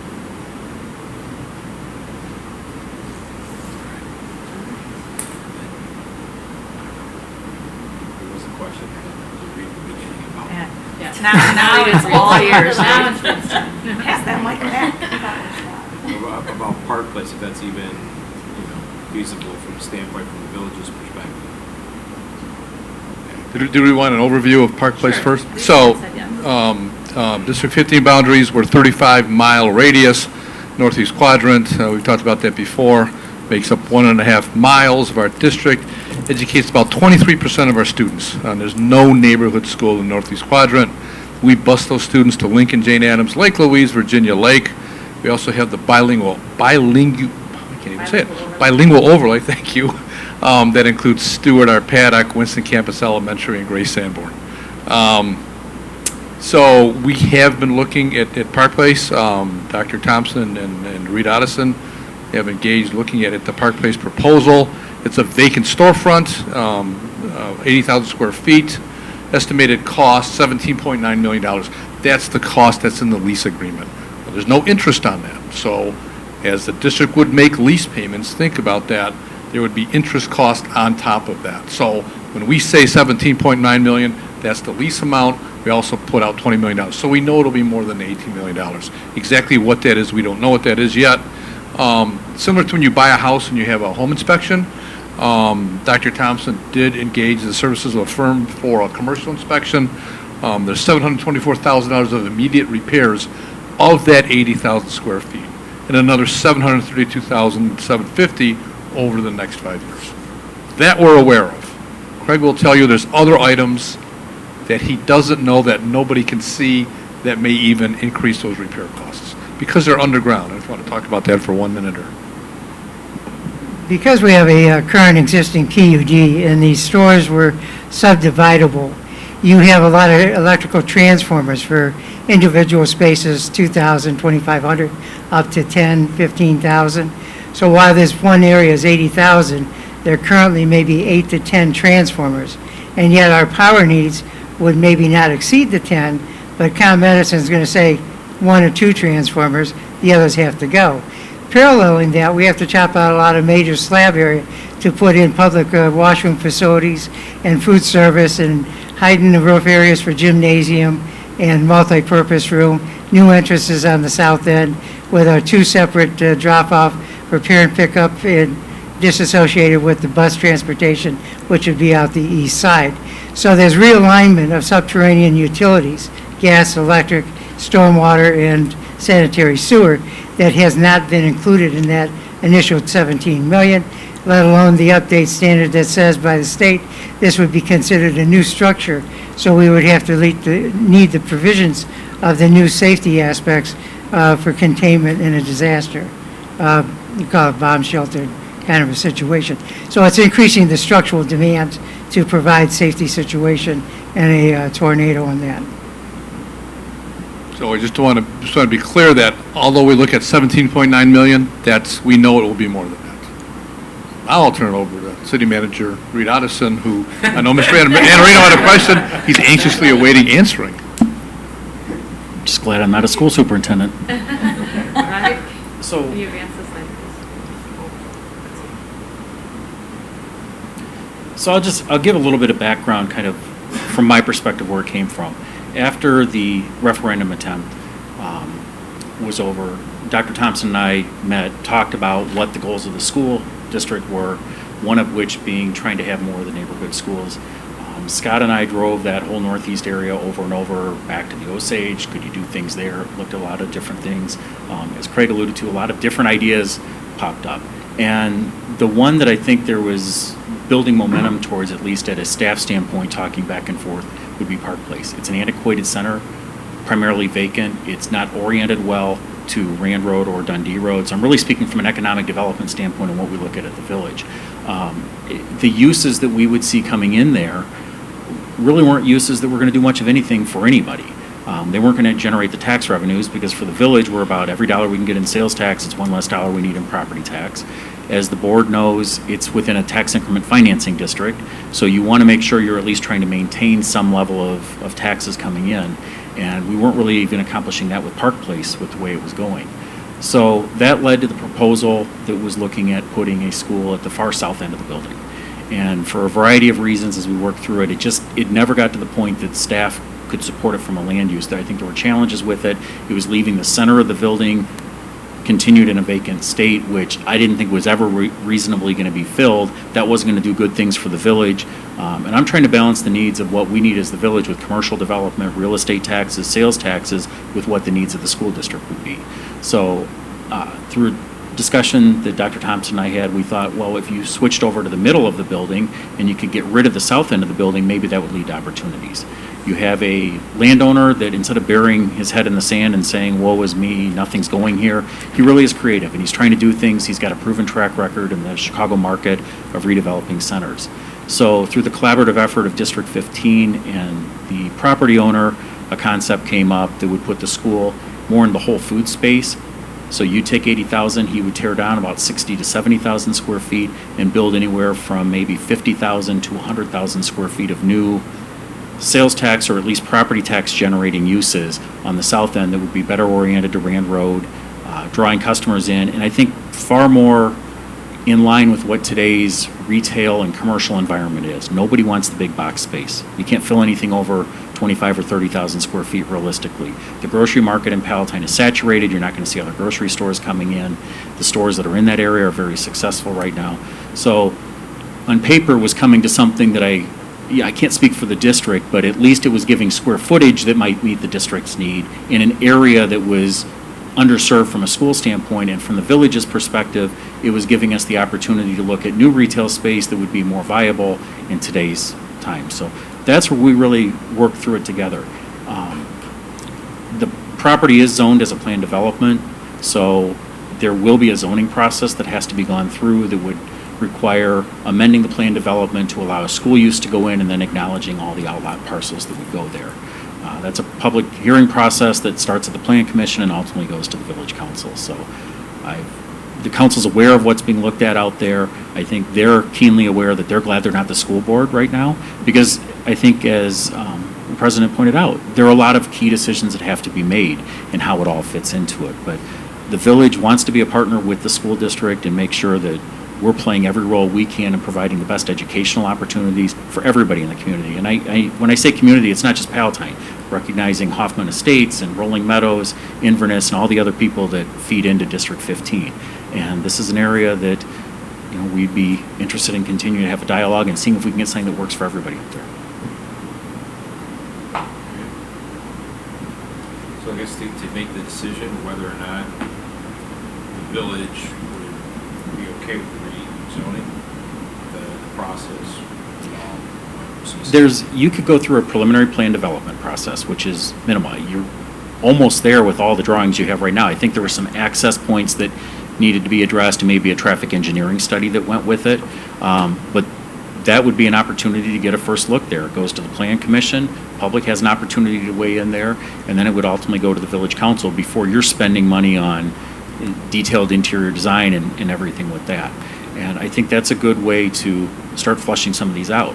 You know, putting on the village manager's hat, you know, I didn't want the Village Council to end up being the hearing body or the arbitrator for the school board. I mean, I think the school board needs to say, yes, I think it's something worth pursuing as we look at this feasibility study, and if the board says it's worth pursuing, then let's take it through that process and see where it goes and where we could try to all work together to get something that works. That process from the time things are filed to the time you get a decision, you know, is going to be about an 8 to 10 week process.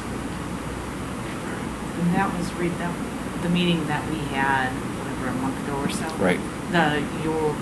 The traffic study and the things that was what we talked about at the end that we were going to. Right, those were kind of the final things that we, as village staff, felt were needed in order to be in a position that we could take it forward into the public hearing process. We didn't do that yet. No, because we didn't know if we wanted to, we paused then, correct? Correct.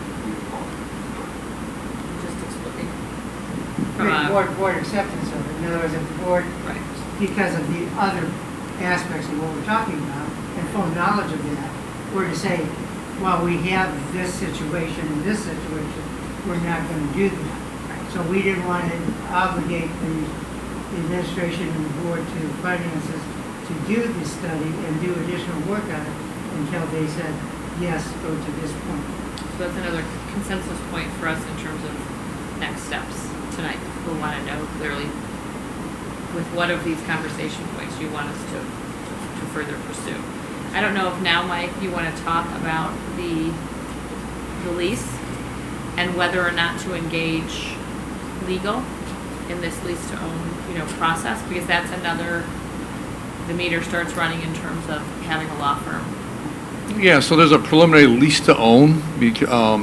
One way to acquire that property would be through a lease. So if it's a lease, it's a maximum of 5 years. So the developer has asked for a maximum of 5 years. So if it's 17.9, let's say $20 million, that comes all out of our operating fund, right? So let's say it's $20 million divided by 5 years, that's $4 million a year. So think about the effect that would have on our budget over, we could either take it all out of fund balance. Well, if you took it all out of fund balance, which is about $55 million today, at the end of next year, because of our capital projects of about $7 million, we're down to about 48, 49. That gets our fund balance down to about $48 million because we're spending about $7. But if you look at the lease over a 5-year period, it's going to be about, you got $20 million divided by 5, it's going to be about $4 million a year. So you look at putting that into your operating fund. So is that something that the board wants us to pursue further, looking at the lease agreement? The preliminary lease agreement that we've looked at, there's a due diligence period. That ends October 15th. Question is, could we get everything done that Rita's talked about and get all of that done by October 15th? If not, would the developer consider extending the due diligence period? Other projects I've been involved in, we've extended them as a board for over 2-year periods. I'm sure Rita's been involved in that. This gentleman may be a little different. We don't know, and I don't know if you can address that. I don't know what his intent is to be able to extend that if at all, beyond October 15th. So that's another decision point. And that's because we're acquiring a school building. So under school code, if you're you can't use money to buy a school building unless you go to a referendum. So that's why there's the lease agreement with a maximum of 5 years on it, which is what the landlord has asked for. And then other questions that go along with it. How many students would that accommodate? Would it alleviate overcrowding that we have in our other buildings? Currently, we're overcrowded at Plum Grove, Willow Bend, Pleasant Hill, Hunting Ridge. And as we've talked about internally in District 15 too, what students are we going to pull from what areas, and what grade levels will those students be in if we go ahead and move forward with Park Place? So that might be part of the larger, feasibility study. The bilingual overlay, has a real big impact in that last category. And since we can't educate every child from the Northeast Quadrant, because again, it's 23% of our population, coming from there is over 2,000 students. This school, Park Place, at around 80,000 square feet, we're thinking realistically we can educate 600 to 700 students there. Which 600 to 700 students coming from where? We would have to, that would potentially be part of the feasibility study, I think. Would it alleviate enough overcrowding in the right places? And then what is the transportation impact cost? Tom and I have met on a couple of occasions to talk about transportation, potentially bringing to the board from a two-tier, maybe going to from a three-tier to a two-tier transportation system, and the implications there. So there's it's a big left. Isn't it also about whether if you create a school there, whether the remaining, whether all the students from that area can remain in neighborhood schools? Because now they're not obviously going to some of the other schools. In theory, there's some spots opening up there. The benefit of one of the major priorities being neighborhood school, maybe if you add a neighborhood school there, and then you have not as close, but better, significantly better than what it is now, busing people from the Northeast or wide, to far distances. I think we also need to look at what the effect it has on title funding, because that's one of the benefits that we have with the bilingual overlay, is that we have additional schools that get title funding that wouldn't necessarily, if they pull just from the areas directly around them. So is that impactful enough that it's something we need to consider? I will say that I'm not comfortable with October 15th. I think it's unrealistic. I think it's rushed. I'm not going to make a rushed decision that without all of the data and information in place. So one way or the other, I think we need to start talking about pushing that data. Especially because really the first thing I do is a feasibility study.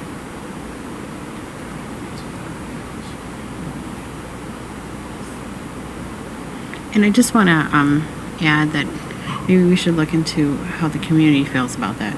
The kids that are directly impacted, do they really want their kids to all go into that school? Is the neighborhood school model that important to them? So I want to make sure that the community does not regret this decision. And I think when we're looking at that, when we're getting feedback on, it's the educational side of it, but it's also soft impact side of it, some of which we discussed with Reed when we've had these discussions, but a school in the Northeast Quadrant doesn't just bring a school building for educational purposes. It also brings a building that could be utilized by the community for other things. It brings a field, a playground, play space, green space to an area that potentially may benefit from that. Brings some sense of community, brings an area for people to come together, to hang out, to play, to have community events. There are a lot of soft side benefits to it that need to be part of the consideration. I think we have to balance a few things. I agree completely that we shouldn't be rushed and that October 15th is not happening. But we also have to balance that with kind of the consistent call for fixing these boundary issues, particularly that's been going on for quite some time. And while it needs to be thought through, there have been surveys, there have been committees, there's been the boundary committee is not the first boundary committee. So there's a multiple boundary committees, multiple commissions, multiple, I don't know, but I bet you there's been a feasibility study. It's just there's been an analysis and, paralysis by analysis type of thing is coming to mind. So while I totally agree that the October 15th, deadline, and there's ways that can be extended and stuff, so that has to happen. I agree with you completely, but I don't think a very comprehensive, at this point, redo of understanding public opinion on this, as much as I agree with that, is not the way to go, in my opinion, because it's been done in multiple ways, different angles, with committees and trying to make the committees as representative as possible, surveys, written surveys, there's just been a lot of ways that we're trying to understand the public opinion about it. And I think what we have now, that is the public opinion. That the public opinion is only what what can we really know? But I mean, that's all we can know. You can only do so much to understand what the public opinion is. Yeah, and I do think at some point, and this was a discussion with the boundary committee, with the discomfort Jen when you guys were tasked to come up and present before you were ready or before you got public feedback, which was part of the commitment. Those were very good points, but part of it is that they needed some direction. We need to know what we're doing with Park Place. They needed some direction. And part of that, the pitch for the 4 concepts, ideally was for us to do something to streamline or focus what we're looking at. So here are 4 possible concepts.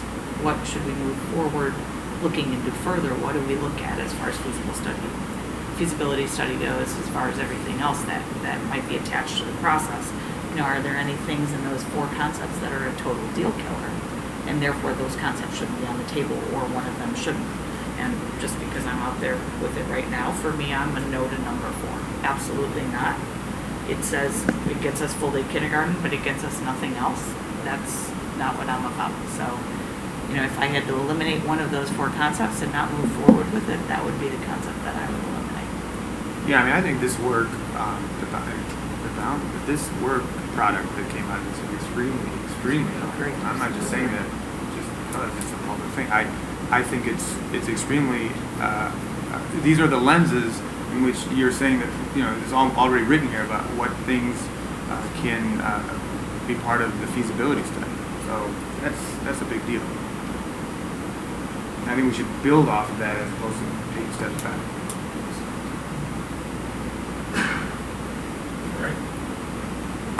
So let's build this out. Do we have to vote on something like this, or do we just say that? No, what we'll What just we need think. are what are our consensus points. So we know we're going to do a feasibility study. Is everybody in consensus with that? I think. Absolutely. Absolutely. Just Yeah. making sure. Any other points of clarification administratively, Craig, Mike? We also need to set up a meeting or a call with the landowner, the property owner, to see about that deadline. That's going to be important. And we're also in agreement that TJ, that question comes first, right? Yeah, I would think that would be part of the, I was just going to That's say part of that, the this should be part of the feasibility But you're study. saying from a priority perspective, if Jen could do that piece first, Yes. Yeah, Because and maybe that's fast track that to the our extent that you linchpin. can. And then looking at the middle school. Yeah, so much is contingent on whether that's an option or not. Right. Anything in terms of boundary task force work? Do we need to get the band back together and do any other work? Or do we want to hold until we have the feasibility study? Just want to make sure. I feel like there's not much we can Yeah, you guys have go already, I think, forward taken at it. this point until we know what buildings are usable. So, I mean, until we know that, we don't know where to put the lines. So, I mean, we couldn't put the lines with the police board. Like, we can't give you exact lines because we don't know. I would ask that you guys have done a really good job of communication with what you've done. If you would just kind of continue that to put out where we are, which is not a lot of any place right now, but just so that everybody knows that there's still, it's progress, it's just slow. And I would say, again, kind of building on what everyone else has said, is that you guys gave us the direction that I think we needed, and echoing kind of what Lisa said, is we all knew ahead of time. You guys were not ready to kind of give us really what you wanted to give us yet. So being very appreciative of that so that we can take that and run with it. And I know there's other boundary task force members in the crowd, so thank you guys as well, because we haven't directed it to you. So thank you all. And thank you all for coming together and helping us put this, helping me put this in a chronological order so we can really see all the things we have to look at as a board before we make some pretty big decisions. All right, thanks. Thanks, guys.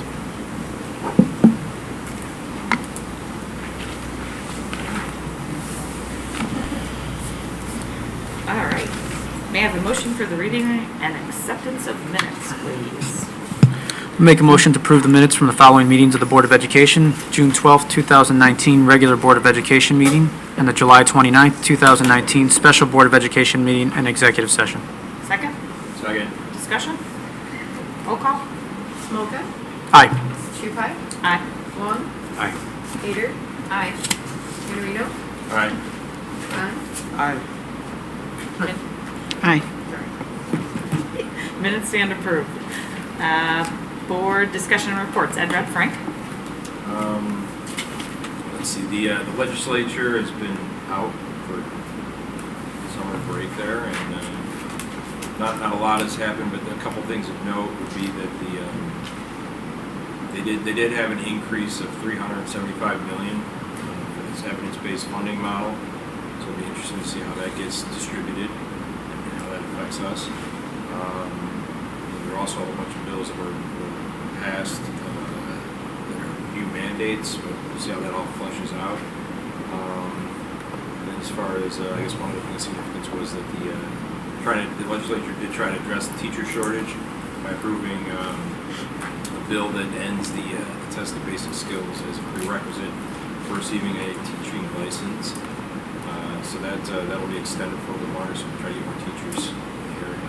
The other stuff they didn't really necessarily affect our district, like increasing the minimum pay for teachers, or putting forth consolidation of school districts.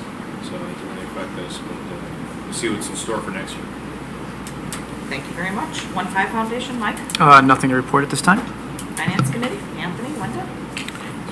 The Finance Committee actually met April 24th, but we met about 2 weeks ago. We actually talked about some of the things that we've addressed here. We talked about the financial impact of Park Place, of the Boundaries Task Force, as well as the life safety needs, the facilities issues. What's more to come, which will probably be in the September meeting, will be options for financing all these things. So we ask the community to stand by and just, we can talk further. I would tack onto that too, just looking back at, from the Finance Committee meeting in September of last year, our B-list items ended up to about 105, 106 million. And with the escalation year over year now, we're up to about 111.2 million. So again, it's growing as time's passing. So that's a high target for us. All right, thank you guys. Superintendent's, Equity Committee, Zubair, Sam? Zubair and I have each met with Dr. Hines one-on-one, and she has shared her commitment to equity, and that was highlighted during the opening day with Deanna Jones being the keynote speaker. So we are excited and appreciative for Dr. Hines' commitment to equity. And then we're continuing to just do a lot of learning and catching up. We've been attending conferences. I was at one in June, and we'll be going to another in September, and that's been an important place to connect with other school board members across the country who have prioritized equity, and just continuing to learn and see what other leaders are doing in that capacity. And then just doing our own research as well. So we're looking forward to working with Dr. Hines to see what the evolution of the Equity Committee will be in the coming weeks and months. I think one of the things that Sam and I talked about is, when's the right time to convene the committee, get it together. And as I said during my opening report, Dr. Holly is going to do a board dinner on September 25th. And then we'll do a CLR update to the board, and we'll talk about title dollars and how they're used. So it feels like after we do those couple of things, if you will, it would probably be a logical time to then have the committee get together, because again, we're gonna have a basis of information in which to build in terms of the committee direction. So, maybe late September, I know Dr. Schnorr and I have been talking about it, late September, October seems logical. So maybe we can try to get our calendars together to get a meeting, on the books and see what we want to talk about. Yeah. That's it. Thank you very much. Superintendent's Communication Committee. And as of yet, that committee has not been convened. I'm still learning about what it is. One of the things we are talking about, though, is we do have a number of committees in the district, many of which are important and they meet, and there's authentic reasons in which they meet, and there's real important work to do. Others we probably need to reshape. So Morgan and I, actually, the cabinet talked this week about this one, and we're going to probably try to do a little bit of a reboot, and I'll probably put out an application for people that would be interested in serving on a superintendent communication committee or something like a community relations committee. And so I'm this your committee level concept, or? Yeah, there's a couple different things I want to put together, but leadership is meeting August 22nd, so those are assistant principals and principals. We're going to talk about all the committees and their participation, and then we'll probably, as I said, change a few of them, and then I'll spend some time fleshing out what I want this to look like. So it becomes a committee that meets and really does drive communication efforts. And I think the concept originally was that it's a community communication, all of those things all rolled into one, but it didn't have the definition. And then the other thing I think that connects to this is we talked briefly at the IASB Starting Right workshop about having the IASB come back for another board training about community engagement, how to increase two-way communication and board superintendent outreach. That might be a training that we should schedule that might inform how we revise this. I'll look into some dates for that. All right. May I have a motion for item 19.820, the personnel report? Make a motion to approve the August 14th, 2019 personnel report as presented. Second? Second. Discussion? Roll call? Shupai? Aye. Wong? Aye. Ader? Aye. Panarino? Aye. Hunt? Aye. Hunt? Aye. Smolka? Aye. Motion approved. Item 19.821, motion please. I make a motion to approve the resolution of the Board of Education of Community Consolidated School District 15, authorizing an interfund transfer in the amount of $7.5 million from the Education Fund to the Operations and Maintenance Fund as presented. Second? Second. Discussion? Roll call? Wong? Aye. Ader? Aye. Panarino? Aye. Hunt? Aye. Khan? Aye. Smolka? Aye. Shupai? Aye. Motion carries. Item 19.822, motion please. I make a motion to award the contract for the heating, ventilation, air conditioning, HVAC upgrades, rebid 20-001 to F.E. Moran, Inc., Lamont, Illinois, for a bid amount of $334,500 and alternate bid number 1 amount of $12,200 for a total bid award of $376,700 as recommended. The award selection 1 based on lowest vendor meeting bid specifications. Second? Second. Discussion? Just briefly, I think the math is wrong.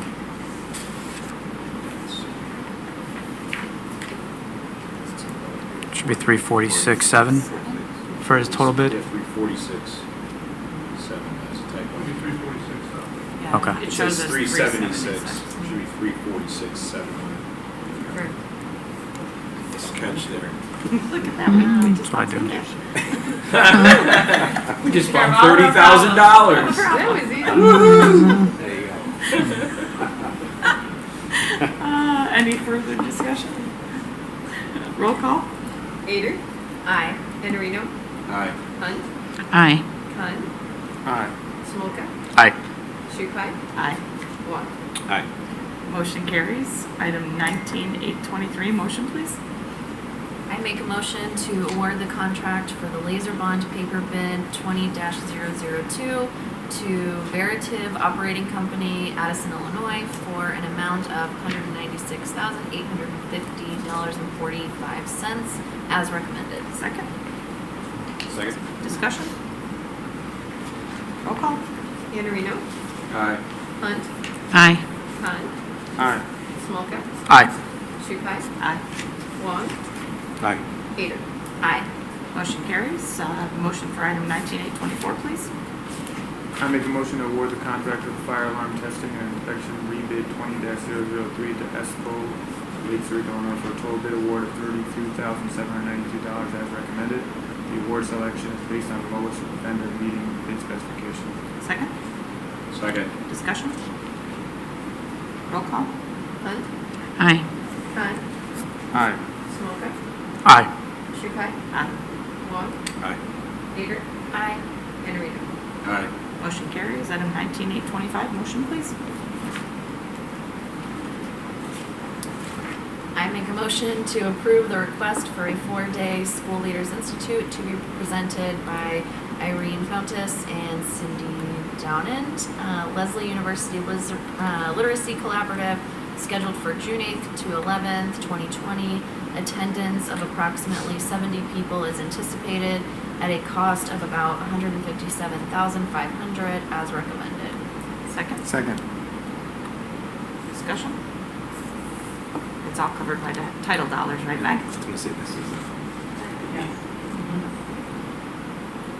All right, further discussion? Roll call. Con, Aye. Smolka, Aye. Shukai, Aye. Wong, Aye. Hader, Aye. Iannarino, Aye. Hunt. Aye. Motion carries. Item 19830, the consent calendar. Would anyone like to remove anything? All right, may I have a motion to approve the consent calendar as stands?